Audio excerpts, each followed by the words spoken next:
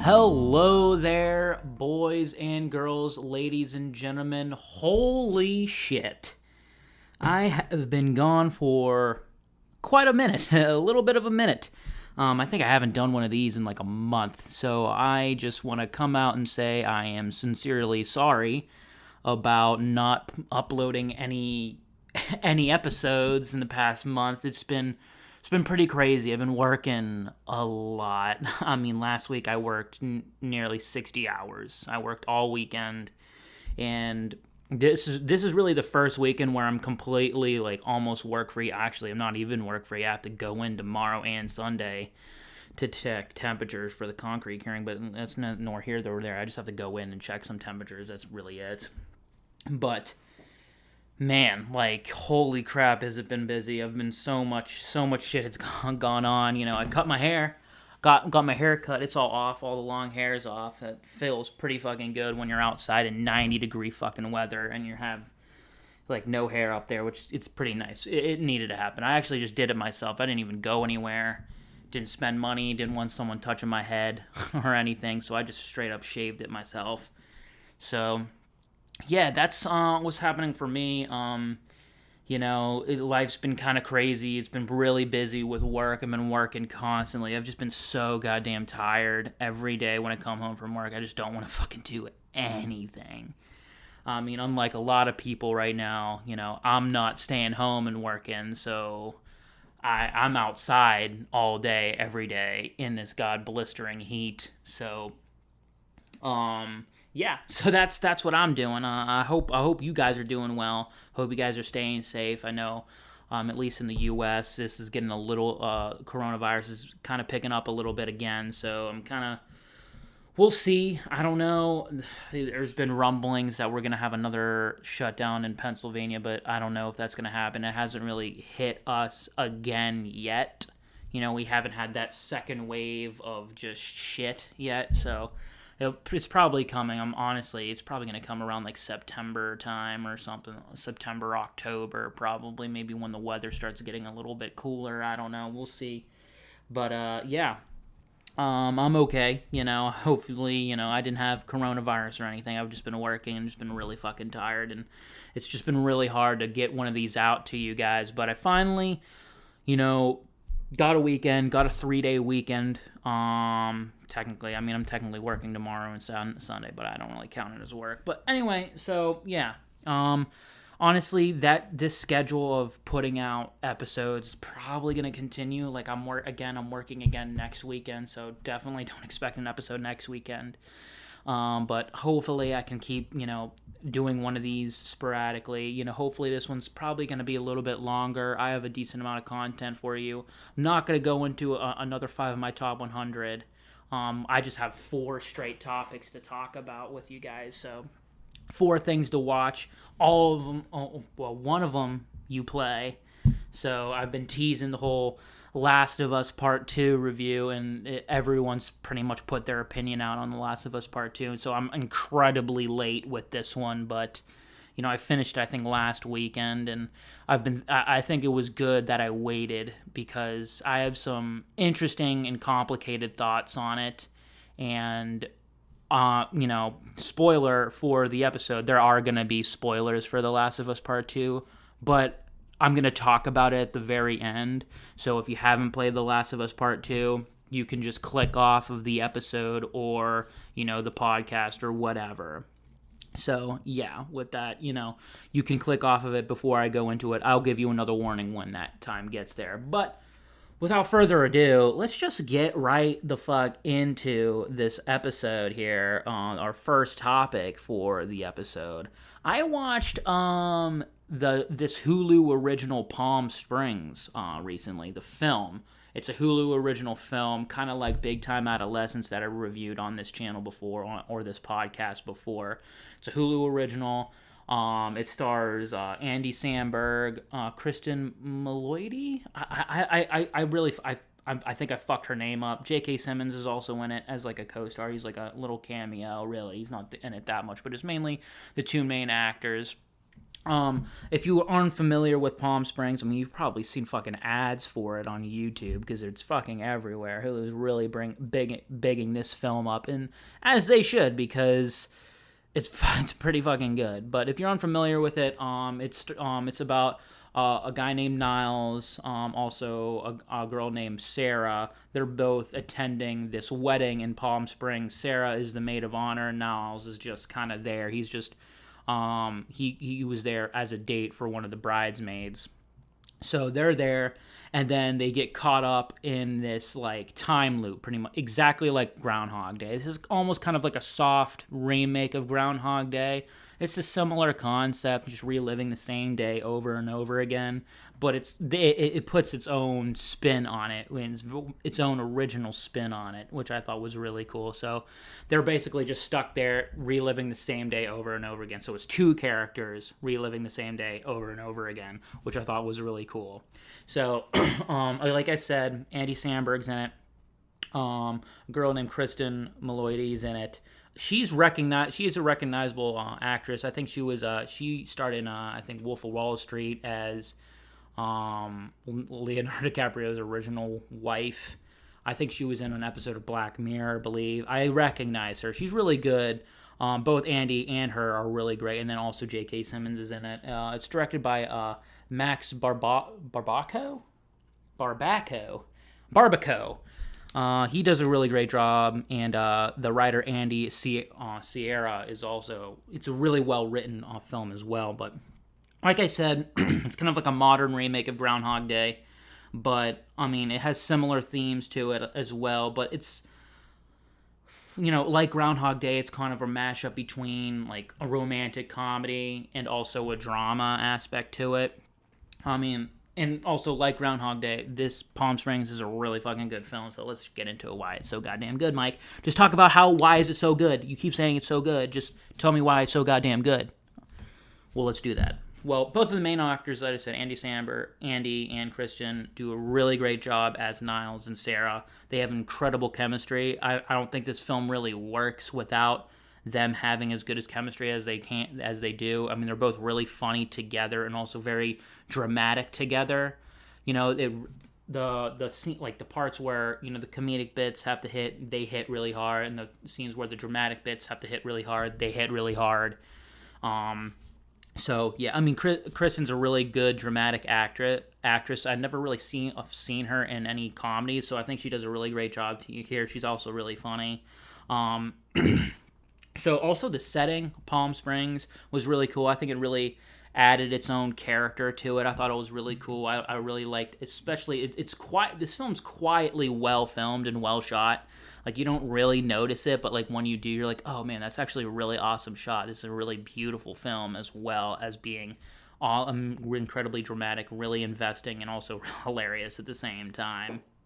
But yeah, also the story has this sort of like sci-fi, like crazy element to it with this whole time loop thing, which I thought was kind of cool. It was like it's with all the elements mixed with drama and comedy. Sci-fi is also kind of mixed in there. I love sci-fi, so I'm always a sucker with it. So, and it's also shit dealing with time, which I also really like. But I mean, it also kind of like the comedy aspects almost take like a back seat here a little bit more than Groundhog Day does, I feel like.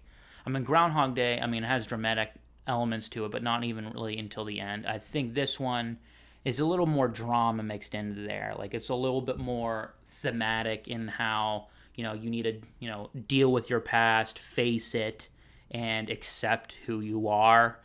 Just because you've done that shitty thing doesn't mean you're a terrible person. It's just like you did that one shitty thing, and you just need to not deny that it happened.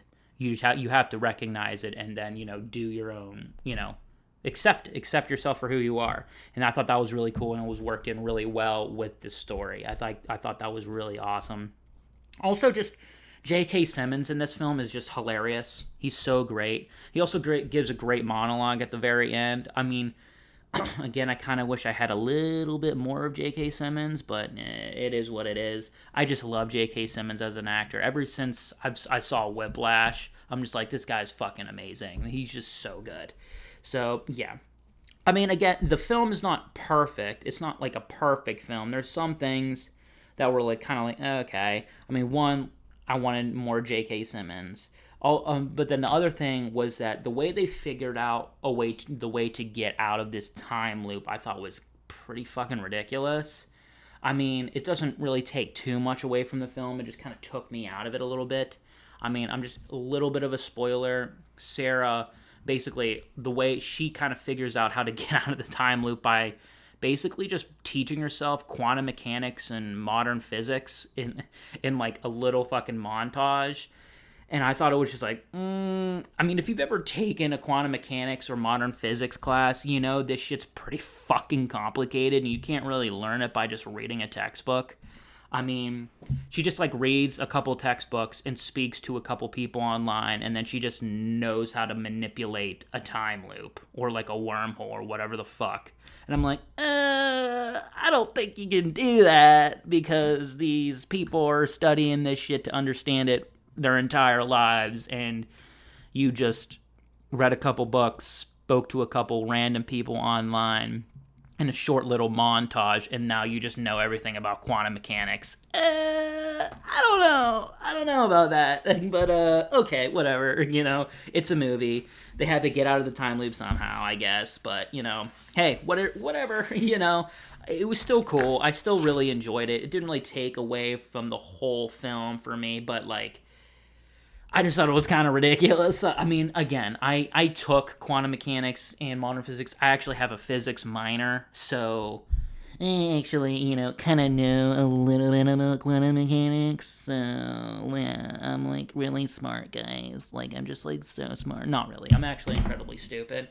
I just know that, like, you can't really teach yourself that stuff, but it's pretty fucking complicated. But anyway, the movie overall, though, does it have the movie magic? Like, does it got the Mikey's movie magic, though? I mean, weighing all the things, and really the only thing I can find bad about it was that one ridiculous element of how they got out of the time loop. Other than that, the film's fucking amazing, and yeah, it does have the movie magic. It's so hilarious. It hits the right emotional beats. You get emotional at the end, too. It's really great. I think it's a really good romantic comedy with it being a romantic dramedy at the same time. It's one of those. I really love those type of films. Honestly, I was thinking about it. I think this film actually might be my favorite film of the year so far. I mean, I might have even liked it more than King of Staten Island a little bit. And King of Staten Island was really great. There's been some pretty quiet, like really good quiet films. I mean, it hasn't been anything like, earth-shattering, you know, but like a bunch of quality, really awesome films that I would love to revisit someday. And this definitely fits in that category. I think the list at the end of this year will be kind of interesting. I mean, again, I haven't been watching too many new releases because movie theaters are still out of business and they're not releasing any. So I don't know. It's a little scary with that whole situation. I hope movie theaters still stick around after this whole corona shit. I'm a little afraid about that. But anyway, you know, it has one flaw with that. I mean, again, that might not even bother the regular moviegoer. It might not even bother you. You probably don't even give a fuck. It's like, oh, I don't give a shit about, you know, learning quantum mechanics in like a couple days. Whatever. So, yeah, I mean, it still doesn't take away from the overall film. It's really great. I highly recommend it. If you're a fan of Groundhog Day, definitely check this one out. If you're a fan of romantic comedies or romantic dramedies or whatever, definitely check this one out. If you're a fan of Andy Samberg, definitely check this one out. He's great. He's awesome. I love Andy Samberg. I was always a huge like Lonely Island fan when I was in high school and shit. So yeah, really good. Really solid film. Kind of surprised me too. I didn't expect it to be as good as it was. It was really great. I really enjoyed it. Also has a little bit some surprises to it too at the end. But yeah, so Palm Springs, check it out. I highly recommend it. So moving on, we're gonna get on a little bit of an anime kick here for the next two topics. I got two anime shows I want to talk about. The first one being My Hero Academia. I know this show was incredibly hyped, like super hyped. A lot of people sing the praises to this show. and I definitely see why. I watched I watched the first 3 seasons. I haven't seen the fourth. I think that the fourth one's the most recent one. I haven't seen the fourth one yet, but I've seen the first 3. And if you're unfamiliar with My Hero Academia, it's about it takes a place in a world where I believe 80% of the population have superpowers. They call them quirks. Like some people can run really fast, manipulate fire, manipulate water, some other like super strength and stuff like that, invulnerability. There's one character who I guess like sweats nitroglycerin so he can like fucking like blow shit up. I thought he's pretty awesome. He's one of my favorites. But yeah, very unique. Everyone has different powers, but 20% don't have any powers. And our main character is one of those. No, I think it's 10%. It's one of like 10%. Like 90% of the people on the planet have quirks, and like 10% don't. And our main character, Izuku Midoriya doesn't have a quirk, so he's quirkless. And they're kind of a little bit looked down upon, and you can see why you root for him because he doesn't have a quirk, but he really wants to be a superhero. He looks up to this other superhero called All Might, who's like the greatest. He's like the number one hero, the most powerful hero, and he looks up to him, and he wants to be the next All Might, but he can't because he doesn't have a quirk. So yeah, I mean, spoiler alert, he obtains one, but I mean, it's like in the first fucking couple episodes. But yeah, that's kind of where we start out with this series. And I mean, just first of all, like the animation is really awesome. It's really beautiful. It's sick. There's a lot of action in this show. It's a very action-packed show, and all the action is very entertaining and it's animated incredibly well. I really thought it was really great. Sort of kind of like how Full Metal Alchemist Brotherhood, I talked about how the characters were so good and they did the characters so right. I think it's very similar here. I think all the characters that are in this show really make this show what it is. It's all about the characters. They make them very unique in pretty much every way. That's the design of each character, the different quirks of each character, their personalities, their backstories, even the villains they make very uniquely. And I thought every single character is incredibly interesting. I loved pretty much every character. There's really no character that I thought was irritating, maybe other than like one or two. But every character is pretty awesome. And like I said, the action is very action packed and it's very rampant, but like it doesn't take away from anything. The action when it happens is epic and awesome, and it does like it's very like I don't know what the words pretty much describe it, but like I don't know, it's very engaging. The action is very engaging, and our main character Midoriya is very lovable. He's very easy to root for. If he wasn't very easy to root for, I don't think this show would really work for me, but he ends up being a really easy character to root for and really like. But yeah, so yeah, even if you don't like the main character, there's like a bunch of others, 19 other characters in his like school class, his superhero school class that you can get attached to and like. So there's a bunch of characters. They're all very unique and they're all very awesome. I mean, All Might is my favorite. I love All Might. He's kind of the shit. He's kind of the best. So yeah, like I said, all the characters are very unique, and it really it's the heart of the show. It kind of like if this show didn't have good characters, the show wouldn't succeed. It would be pretty terrible. But that doesn't say like the world building and the main story isn't awesome as well. I just don't think it's as prevalent as, say, another anime that I will talk about next. It's mainly the show's base. It's held up by how awesome its characters are. So yeah. So like I said, I've only watched the first 3 seasons. And I haven't seen season 4, so I can't attest to how good season 4 is. But I will say this is one of the shows that gets better over time, in my opinion. I enjoyed every subsequent season. It seemed like even more, or I was just as invested.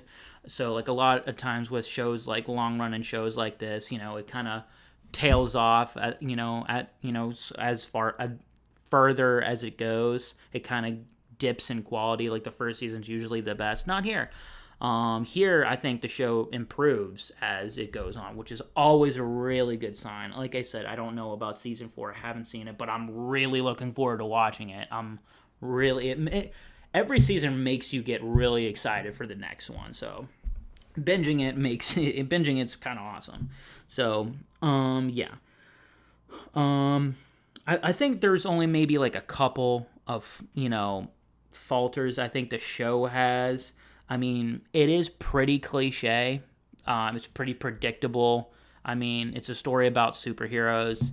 I mean, it's not always predictable, but most of the time you can, like, you see where it's going. At the very beginning, you're like, well, he's gonna get a fucking quirk, or this show would be kind of lame. So, I mean, like I said in previous Nerd Out Sanctuary episodes, being cliche is not always terrible. It's not always a bad thing. You just kind of have to do the cliche right. And I think this show definitely does. So I don't really have too much of a problem with it being predictable and cliche. I mean, there's some surprises, but not a lot. There's rarely any. But I mean, like, you don't really, like, the surprise factor in this, like, the main story is not the primary reason why people love this show. It's the characters, so you don't really need to impress me with surprises and reveals too much. But yeah, I mean, it's a fantastic show. I highly recommend, especially if you're like into superheroes and you're kind of on a superhero kick. Definitely check this one out. Even if you're not a huge anime fan, I think you'll probably still really like this one. I mean, it has those anime cliche, like corny, fan servicey type of moments for sure. Which always kind of bother me a little bit. It's like I don't really need that to enjoy a show. But it doesn't really take away from how good the show is and how investing the characters are. So definitely, I thought it was really cool. I thought maybe they could go into the world building a little bit more. I don't know if they do that in the fourth season. I feel like they can do a little bit more about the world and how the media treats like these superheroes. They kind of play with it a little bit. They don't really delve into it incredibly too much. I thought they probably could do that a little bit more. Like how the other people treat these superheroes. I mean, like I said, they do it, but it's just not incredibly prevalent too much. So we'll see about that. But hopefully the character building keeps on being awesome. They introduce a couple new characters at the end of season 3. And I'm looking forward to getting to know them a lot more. So, yeah, My Hero Academia, definitely check it out. Like I said, I mean, it's a good entry point for people who aren't very familiar with anime to really be like, oh, like this is really fucking awesome.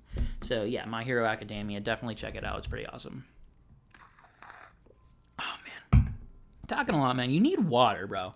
Drink fucking water, dude. I've been drinking water nonstop. I mean, you got to when it's so goddamn fucking hot out, dude. Like, I'm telling you, man. You probably can see, like, I look like a fucking raccoon. I got tan lines because I wear sunglasses. I'm wearing a mask all day as well, so, like, my cheeks up here get really red. The back of my neck is so red, too. I'm wearing, like, 100, like, SPF 100 sunscreen, and I'm still getting sunburned, bro. Like, what the fuck is wrong with this picture? It's pretty rough, but, I shouldn't be complaining. I'm making money. It's my job, so whatever. Anyway, moving on to the next anime here. We got Erased, an anime called Erased. I think it came out in 2016, I believe. My Hero Academia, I think, came out in...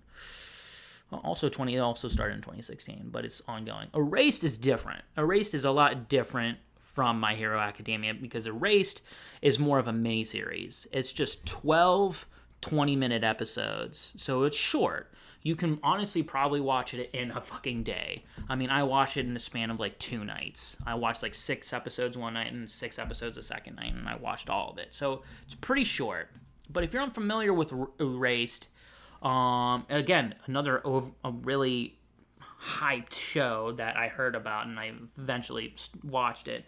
It's about this 20-year-old guy named Satoru Fujinuma, and he has this special ability and he calls it revival, where he basically he gets this like feeling, and then he gets sent back in time, like 5 minutes to a minute, like a short period of time. He gets sent back, and the reason he gets sent back is something bad is gonna happen, whether it's someone's gonna die, get hurt, something bad is gonna happen, and he has to try to figure out what's gonna happen, and he prevents it from happening. He saves people basically, and that's it. He's like a special ability. And then I guess something happens, and he gets sent back like 18 years. Well, back when he was in elementary school. I think it's like almost like 5th grade. He's sent back to his 5th grade year. And during his 5th grade year, a couple of abductions happen. Some girls, school students, get abducted, and they get murdered and by some serial killer, and he's sent back there to prevent these murders from happening. So, and that's kind of really cool. And he the first victim is this girl who's very isolated, very quiet, and he's trying to befriend her and protect her from this serial killer as like a 5th grader. But he's a 29-year-old mind in like a 5th grader's body. Like, he still is conscious that he was sent back in time. He has all this knowledge from when he was 29, but he's a 5th grader, and he's just trying to prevent, these strings of murders from happening. So that's where we start out. Very awesome, very cool concept, very original. I really like it. I'm always here for some sci-fi time travel. It's kind of the shit. But yeah, and also it has a murder mystery to it as well, which I thought was really great. I think here, unlike My Hero Academia, where the story revolves and is held up by the strong characters, here it's kind of held up by the strong narrative, the story. I mean, the characters aren't bad. The characters are great. I think our main character is really awesome and really easy to root for. And some of the side characters are great. Like, his mom is like one of the best characters ever in any anime. But I think it's held up by atmosphere, and just the main narrative is very investing. Even I'm sure I've described it to you, and you're like, that sounds really fucking interesting. I kind of want to watch it. That narrative is a lot more, I feel, original and interesting than another story about superheroes. But My Hero Academia has amazing characters that you learn about and you get attached to. Here, there's not as much time. There's 12 20-minute episodes. There's not that much time to really get connected with these characters. But you get invested in the story because it's very suspenseful, it's mysterious, it's atmospheric, and they have some sci-fi, almost horror elements and really dark elements to it. There's elements of fucking child abuse in here. Obviously murder, child murder, and serial killers and shit like that. And it's also kind of reconciling about who you are and what your purpose is here, and the meaning of friendship and all that, and what love really means. I thought that was really cool, that it plays with ideas like that too, which I thought was really great. Now I will say the show itself can be kind of predictable. I mean, it has twists and turns here, but I mean, I predicted who the killer was in the second episode. I mean, granted, the show doesn't give you a lot of options of who it might be. I thought maybe I kind of knew who it was. I mean, there was a point in the show where it was oh, maybe it's that character. But then I was like, nah, the show's not going to do that. It's going to be that character. And it was. It was that character. So you probably can point it out. If you're not, it's pretty obvious who it is. I mean, it doesn't really do too much to really hide it. So it kind of hides the reveal. It kind of diminishes the reveal of it. But the reveal of it is still really intense. It's still a really intense show, even though who it is. So it doesn't really take away from the main story narrative too much. So there's that. But I mean, other than that, I thought also they could probably could have done with building up the main character's power, this revival power. They just kind of introduce it's this is what I can do, and then they never address it again, really. It's just kind of you just kind of accept it. They don't really delve into how we got it, why he got it, or anything like that. You never find any of that shit out. It's just here's the story. This is what we're doing. We're trying to save We're trying to save this girl. That's what we're doing. Which is totally fine, and I thought it was very good. I mean, again, I'm probably like saying like this show kind of sucks or not. It's not. It's really good. I mean, if it sucked, I probably wouldn't be talking about it. So it is a really great show. I just think it can be kind of predictable. Like the mystery of it is really not, like if you're looking to be really surprised, you might be a little bit disappointed with the show. But I think just the narrative and the story is I think it's a meaningful story, and I think it's a really cool one. It's very emotional throughout the whole show, and it's very emotionally engaging. I thought it was really like the relationship that he builds with this other girl is it really pulls at your heartstrings. I really liked it a lot. But the animation again here is pretty incredible. I would argue maybe even better than My Hero Academia. I mean, My Hero Academia has all the action, but this one it captures the atmosphere and setting of it.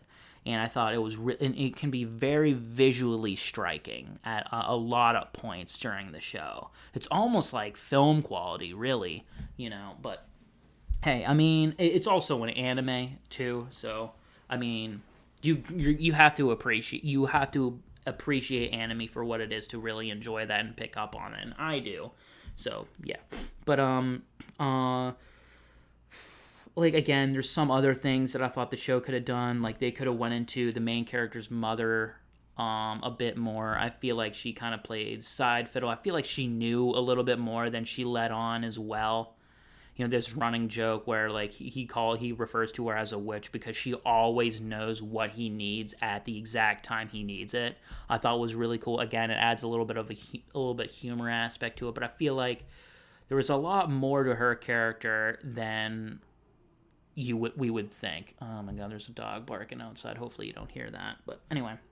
Also, like I said, expand on the power of revival a little bit more. A lot of people don't like the ending to this one. I thought it was fine. Again, I think with the closure aspect, they could have done a little bit better of a job. There's one thing where I was just like, oh, those characters are together? That's kind of weird to me. But whatever, okay, what's cool. The ending's a little bit ambiguous, but I kind of liked that. Again, it can be predictable, but it also has really cool elements and themes to it. I think there's a lot to enjoy with this anime, and I think you guys should probably watch it to kind of form your own opinion. Again, it's a very hyped show, but for good reason. It is really good. God, these fucking dogs, man. Like, Jesus. Have I told you how much I hate this apartment? I feel like I do. I feel like I bring it up in every single episode how shitty this apartment is. But whatever. Here we go. Okay, so here we are. Final topic of the episode. We're finally here. This is probably going to be the longest segment of the episode, so I'm sorry if you haven't played The Last of Us Part 2 and you don't want any spoilers and you're just looking for a random review. Okay, here's my non-spoiler review. Play it, then form your opinion on it. It deserves to be played. It's a game that deserves to be played and deserves to get a chance. Don't just not play it because people say it sucks. Because there's a lot of other people out there that refer to this game as a fucking masterpiece. I don't hold either of those opinions. I have a little bit more complicated thoughts on it, and I'll be explaining that, but I can't do that without spoiling the game. So go play it, then come back and see my opinions on it. So from here on out, there's going to be spoilers for The Last of Us Part 2, all right? From here on. For both the first Last of Us game and the second Last of Us game. If you haven't played the first one, what are you doing? Play the fucking first Last of Us game. It's one of the greatest narrative-driven single-player video games ever made. Do it. It's one of the best stories I've ever experienced. Go and play it. This one is also going to be spoilers. So, spoilers for both. Now let's fucking get into it. So,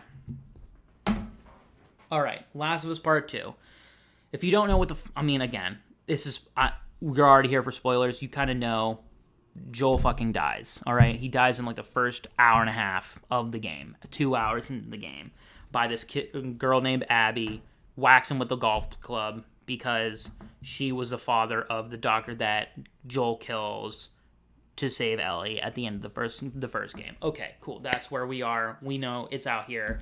That's the only thing that was spoiled for me for the leaks. I kind of stayed away from it. I mean, I kind of saw glimpses of the scene where it does happen. I didn't expect it to be so soon, though, but I didn't hate it. I didn't think it was bad. I kind of, even before the leaks, I wouldn't have been surprised if they would have killed Joel off anyway. I would have been a little bit shocked that he died sooner. But man, like, I just want to say this really quick. To the person who leaked the spoilers, fuck you. Like, honestly, go fuck yourself. You really, really ruined that experience for me, and I will never get it back. I will never have that visceral experience of Joel dying and like being like Ellie. Like, man, dude, like, fuck you. I don't care if you were you didn't like Naughty Dog and you were a disgruntled employee. You don't do that, man. Like, you suck, dude. Like, you just suck. You're terrible. You suck as a person. Like, you just suck. You took away an experience from me, whether it would have been bad or good. I don't know, because I knew what was going to happen. So it was a little bit different, but from there on, I didn't really know what was going to happen. So what was spoiled for me was that part, but it was also spoiled for me that we were going to be controlling Abby for half of the game, and that's kind of where I thought the problems kind of started. But anyway, like, before we get to that, I just want to just say, like, the overall reception to this game is just so crazy. Like, I don't remember a video game being so goddamn controversial before. Like, I just don't know. Like, I don't know what was the last time a game was just like so many people hated, but certain amount of people love at the same time. It's just it's like one or the other. Like, you either fucking hate this game, it's one of the worst games ever made, or it's like a fucking masterpiece. I'm kind of somewhere in the middle a little bit, but we'll get into that. So, I mean, I just think a lot of people also just hate this game just to hate it because I think it's cool. They think it's a cool thing to hate.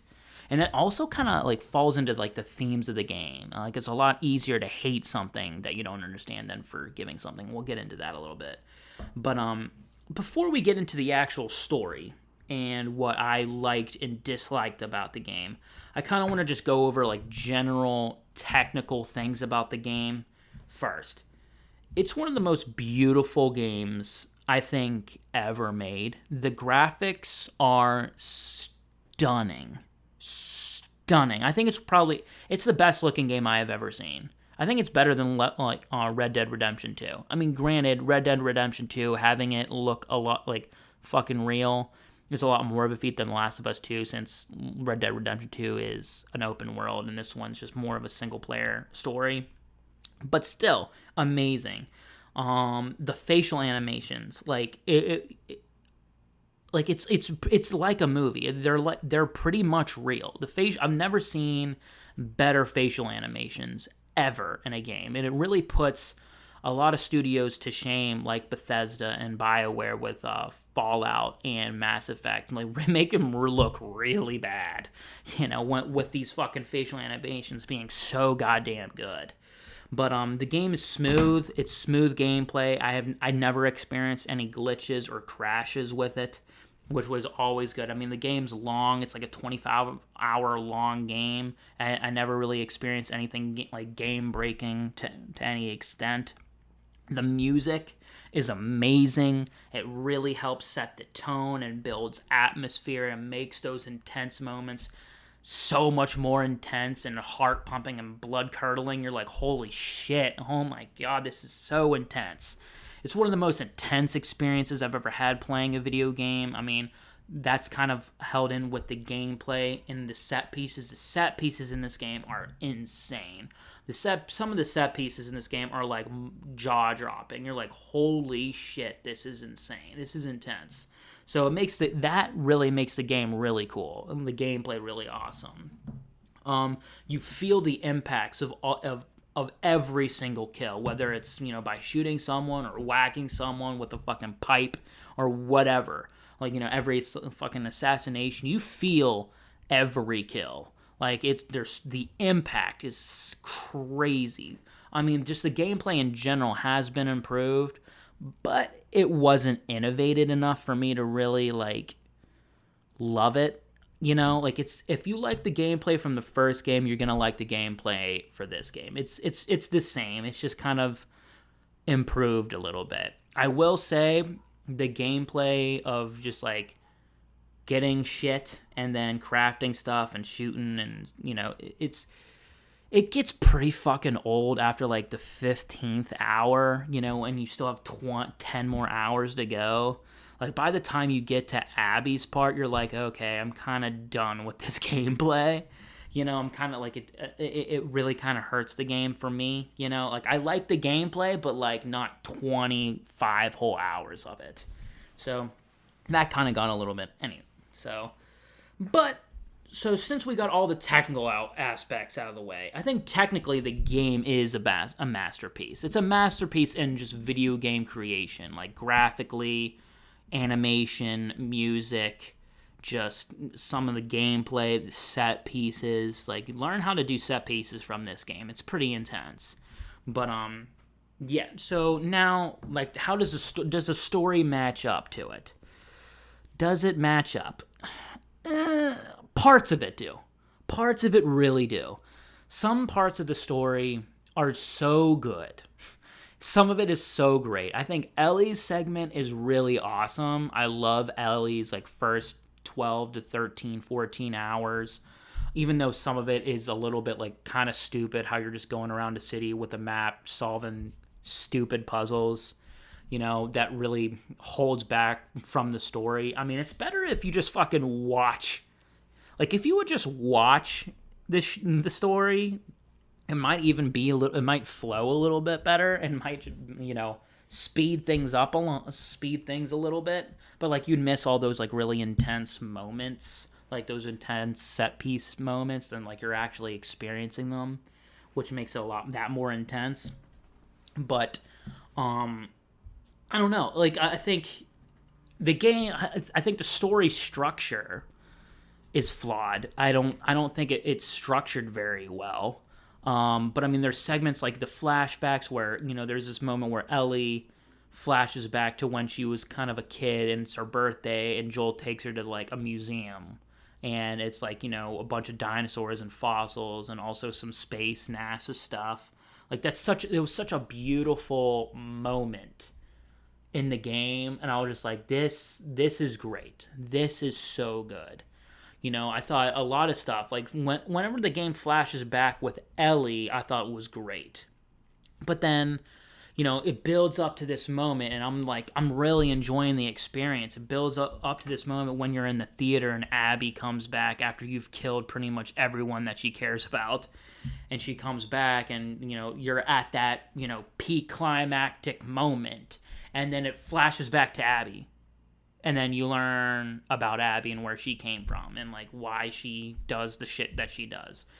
Which I think is important for the story you're telling, but it's not as important to make me play as her for, like, the next 15 fucking hours. Like, I was going through Abby's story. I'm like, let's get to the next cutscene so I can get back to the fucking theater. I want to get back to the theater.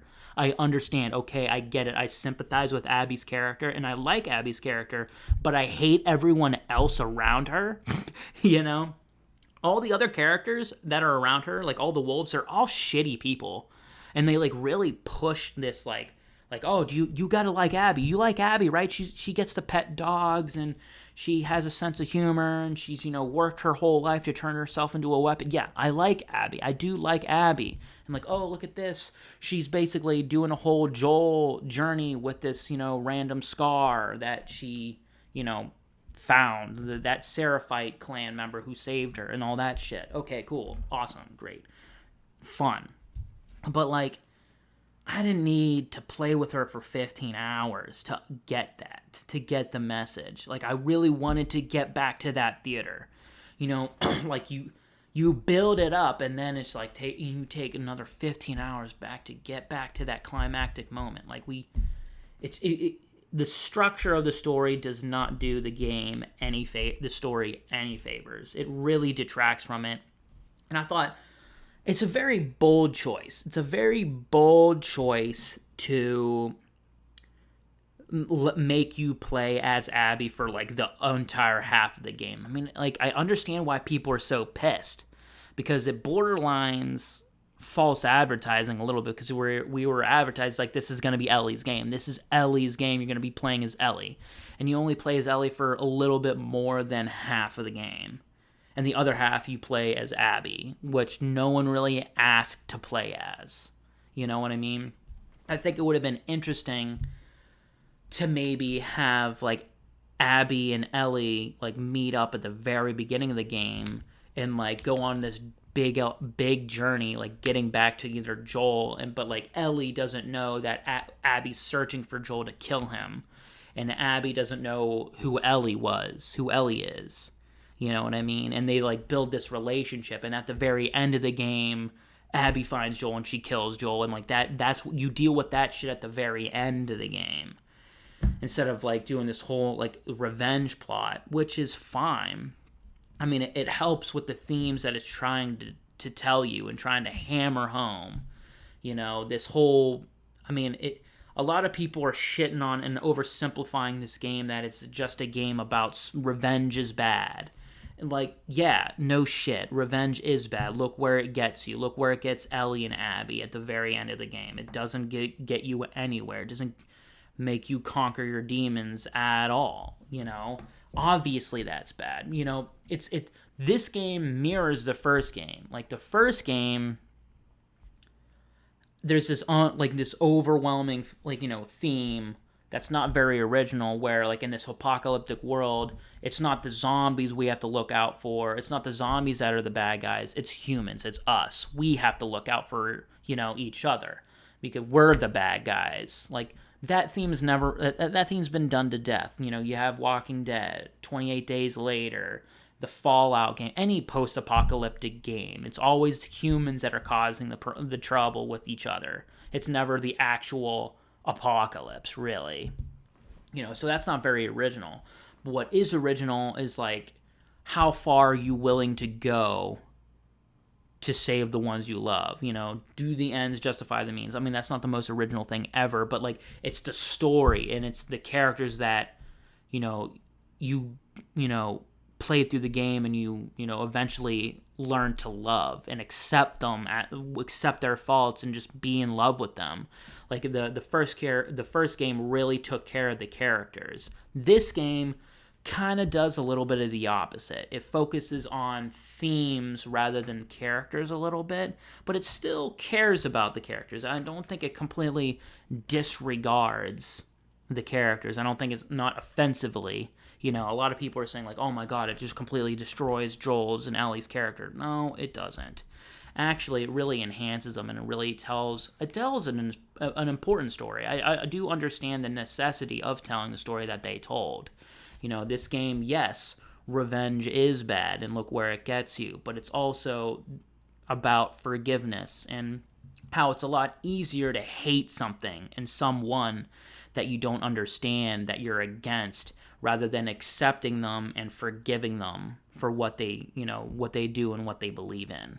It's very topical. It's a very topical theme, especially today, where a lot of people are so adversarial about things. Just look at the fucking wearing the mask. It's really not a political issue. People are not making a political stance about fucking wearing a mask. They just want to try to be safe. And a lot of people are like, oh, the government can't force me to wear a mask. It's like, no, just wear the fucking mask and be considerate. Like, you don't have to be adversarial about this shit. Like, it's so dumb.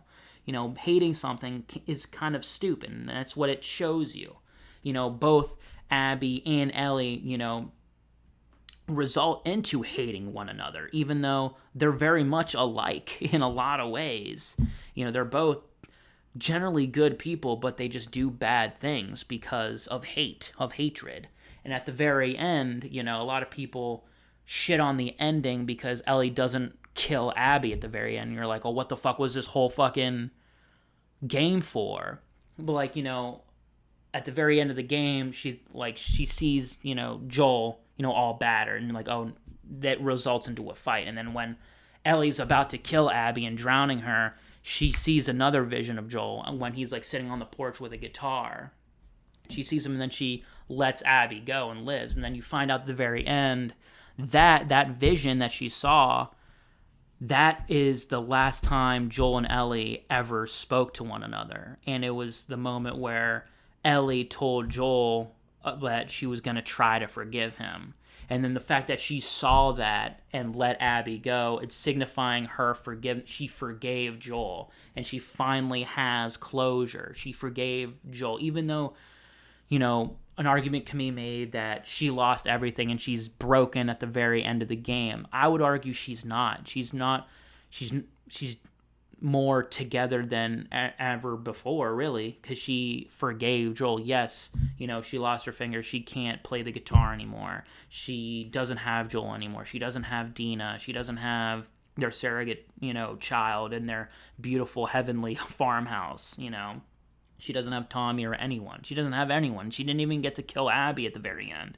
But she forgave Joel at the end, though. That's what's really important. That's the message that they're trying to send. I thought that was really cool and impactful, and I really liked that about the ending. I just think the journey to the end was a little bit convoluted and a little bit heavy-handed and extended and dragged on and paced poorly, I mean, an argument can be made that this is a flawless masterpiece, with the atmosphere, a lot of the set pieces, the gameplay, the overall themes and message that it gives at the end, and a lot of the gameplay elements are really cool, and a lot of character building moments. But I mean, I understand people thinking this is a masterpiece, and I understand people thinking this is a shitty game. Like, I get both sides. I just don't agree with either of them. I'm sort of in the middle. I would agree that this could be a flawed masterpiece, but I will say it's kind of follows the same things as, 12 Years a Slave, Requiem for a Dream, Schindler's List. Like, it's a great experience to have, but I never really want to have it again because it's a very depressing, dark story that really bogs you down. But the end, I think it's kind of a little bit of a positive ending. I think a lot of people think it's a negative one. I think it's actually a positive one because she forgave Joel at the end. Like, the whole game's about forgiveness. I think it's a little bit of a convoluted way to get there, and it's a little drawn out, but you get there, and it's an important message to explore. And I think I don't think it does the characters dirty. I mean, again, I wanted to see more Joel and more Ellie, but sometimes that's not the story Neil Druckmann and Naughty Dog wanted to tell. And the fact that people are saying that Neil Druckmann completely ruined the industry and he's a shitty person for doing this, it's ridiculous. Like, relax, guys. He's not making this game strictly to piss you off. He's trying to make a meaningful story. Like, just chill out. If you don't like, you're allowed to not like the story he told, but like, that doesn't make him a shitty person, and they don't deserve death threats for it. Like, Jesus fucking Christ, guys. It is just a video game, and it is just a story. If you don't like it, that is fine. I just choose to see the positive in it rather than the negative. I mean, it is fucking far from perfect. There's a lot of flaws with The Last of Us Part 2, but there's also a lot to love in this game. And, I'm kind of sort of finding the middle ground here with it. And it's kind of a cop-out. I don't either love or hate the game. I thought I enjoyed my experience with it, and I'm glad I had the experience with it, but I probably won't be revisiting the game again. Let's just say that. Maybe in a couple years I'll want to experience it, because I find myself wanting to play the first game over again a lot, but I don't know about this one. Just that second half just drags so much. I just don't know if I really wanted, go through it again. But the story I thought was pretty good, and I think it ends in a really great way. So that's my opinion, guys. I mean, again, maybe I'm wrong. Tell me in the comment section if you hate my opinion on it. I mean, you're allowed to. I mean, like I said, I understand if you hate this game. I also understand if you love this game. But, that mine's mixed. I have a mixed opinion on it. I gave my thoughts. It was probably a very long and convoluted, my thoughts on this game. Exactly like the game itself. Very long and convoluted. But, so, yeah, that's pretty much it for the episode, guys. If you're unfamiliar with my channel, I'm on. This is just a podcast, about nerdy shit. It's called Nerd Out Sanctuary. I'm a huge nerd. I love stories and entertainment and experiencing that thing because I think it's one of the better things that you can experience right at a time like this. Really, when you can't go and do anything, go anywhere or do anything. So. Yeah, I talk about good shit that I feel like I want to talk about on here. I'm on YouTube. I have a YouTube channel if you're just listening to this on an audio podcast. But if you're also introduced to me on YouTube, know that this is an actual whole podcast. I'm on Spotify, iTunes, and Google Play. So the 3 main podcast platforms, I'm on there. And I think I have 24 previous episodes I highly recommend checking out. And I really appreciate you guys. I mean, if you want to, I would really appreciate you subscribe on YouTube and on the podcast platforms. Leave me a review, leave me a comment. I'll be getting back to you, hopefully.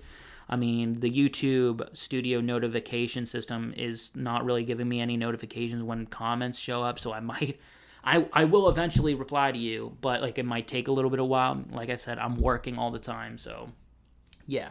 But with that, if you're familiar with my show, I like to give an episodic message at the end of every one of my episodes, and that message is that it's okay to not be okay. I mean, it's a little bit cliche. I understand it's a little bit cliche, especially a time like this where everyone's telling you oh, it's okay, we're all gonna be fine. And I get it. Sometimes you're not, but that's okay. You can use that to hopefully build yourself up and become a better person like I have. I've seen a lot of tough times in my life, but I'm still here. Talk to your loved ones, remember your purpose of being here is almost for them and making their lives better. Always try to live your life to make other people's lives better. That's what I try to do. I want to be here and I want to make an impact by making impacts on other people. I want to be here for other people. So that's kind of how I live my life. I don't know if that means anything. I'm just kind of rambling at this point. I feel like this is time to end the episode. But like I said, it's okay to not be okay, and that I'm here. Come watch me. Hopefully you can forget about your problems for an hour.